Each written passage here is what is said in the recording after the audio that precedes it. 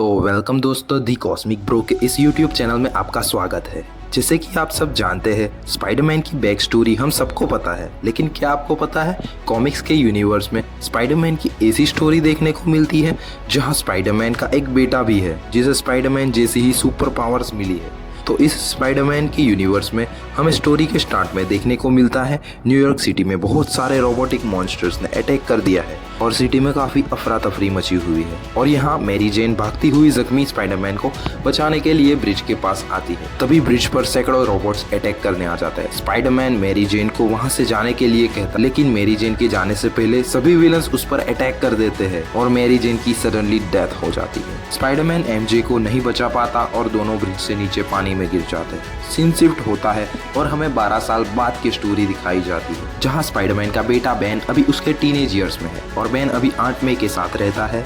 MJ की death हो चुकी है और पीटर अपने राइट हैंड को खो चुका है और सालों से रिपोर्टर की जॉब कर रहा है और अपनी स्पाइडर लाइफ को सेक्रीफाइस कर चुका है। बेन को अपनी मदर एमजे के सपने आते हैं, लेकिन अनफॉर्चुनेटली बहुत ही यंग एज में उसने एमजे को खो दिया। बेन का सपना टूटते ही बेन खुद को रूम की छत पर लेटा हुआ पाता है। आंट मे को भी इस बारे में सब पता होता है। आंट मे बेन को पीटर की पुरानी चीजों का बॉक्स देती है, जो कि बेन के लिए सिर्फ एक यादों का बॉक्स था। बॉक्स में से बेन को पीटर का डेली ब्यूगल का रिपोर्टिंग कार्ड, बचपन की तस्वीरें और पीटर का बिगड़ा हुआ सूट मिलता है।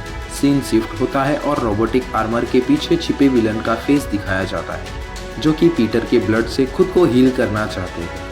बेन अपनी लाइफ में से अपनी मदर एमजे को खोने की वजह सिर्फ पीटर को समझता है और इस बात पर आंट मे से काफी बहस कर देता है। बाद में बेन की फ्रेंड बेन के घर आई होती है और दोनों कॉस्ट्यूम पार्टी में जाने के लिए रेडी होते हैं, जहां बेन पीटर का स्पाइडर कॉस्ट्यूम पहन लेता है। बेन की फ्रेंड बेन को अपनी बातों में उलझाकर बेन को अपने साथ इलीगली स्टोर्स पर पेंट करने के लिए ले जाती है, जहां कुछ ही देर में पुलिस उनको पकड़ने के लिए आ जाती है। लेकिन बेन अपनी स्पाइडर पावर्स का यूज करते हुए पुलिस से दूर भाग जाता है, लेकिन वो नहीं जानता कि न्यूयॉर्क सिटी के लोगों और रोबोटिक विलन्स की नजरों में वो आ चुका है। पीटर न्यूज पर बेन को देखता है और उसे ये बात पसंद नहीं आती। उसी वक्त शाम को ऑस्कॉर्प टावर गिर जाता है और बेन वहां पर फंसे लोगों को बचाने के लिए जाता है। तभी बेन पर रोबोटिक फोर्स अटैक कर देती है। बेन खुद को और दूसरों को बचाते हुए वहां से भागने में सक्सेसफुल रहता है और घर आ जाता है।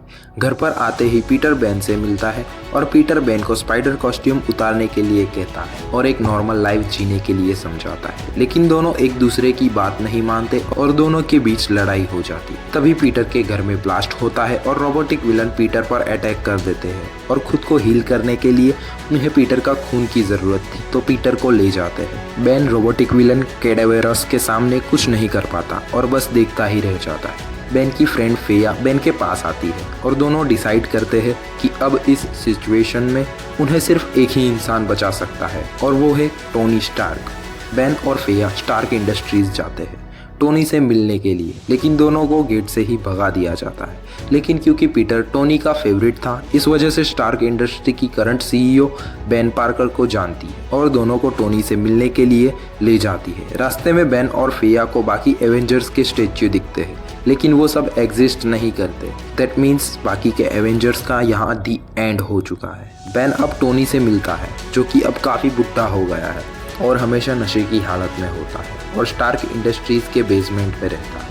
पहले तो टोनी बेन को बच्चा समझकर ही ट्रीट कर रहा होता है, लेकिन पीटर के बारे में बात सुनते ही टोनी होश में आ जाता है और बेन की मदद करने के लिए तैयार हो जाता है।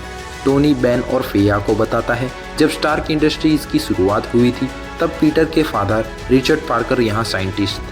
रिचर्ड पार्कर और उनके साथ एक साइंटिस्ट कपल ने मिलकर ये रोबोटिक आर्मर को बनाया, जिसमें इंसान की जितनी भी एज हो जाए फिर भी वो यंग एज में फिर से खुद को हील कर सकता था और यहाँ तक कि मरे हुए इंसान में भी जान ला सकता था। लेकिन इसको चलाने के लिए रेडियो एक्टिव डीएनए की जरूरत पड़ती थी। इस वजह से उस रोबोटिक विलेन के फेस के पीछे उन कपल में से एक उसका बॉयफ्रेंड था, जो अपनी गर्लफ्रेंड को जिंदा करना चाहता था। अब वो खुद को जल्द ही हील करके टोनी स्टार्क पर अटैक करेगा और ज्यादा तबाही मचाएगा। टोनी स्टार्क बेन, फेया और अपनी सीईओ के साथ कैडावेरस की जगह पर जाने के लिए निकलता है, लेकिन तभी टोनी की कार पर ब्लास्ट होता है और स्टोरी के एंड में हमें देखने को मिलता है रोबोटिक मॉन्स्टर कैडावेरस ने बाकी के सभी एवेंजर्स को मौत से हील करके ज़ॉम्बी फॉर्म में जिंदा कर दिया है। Thank you for watching this video guys.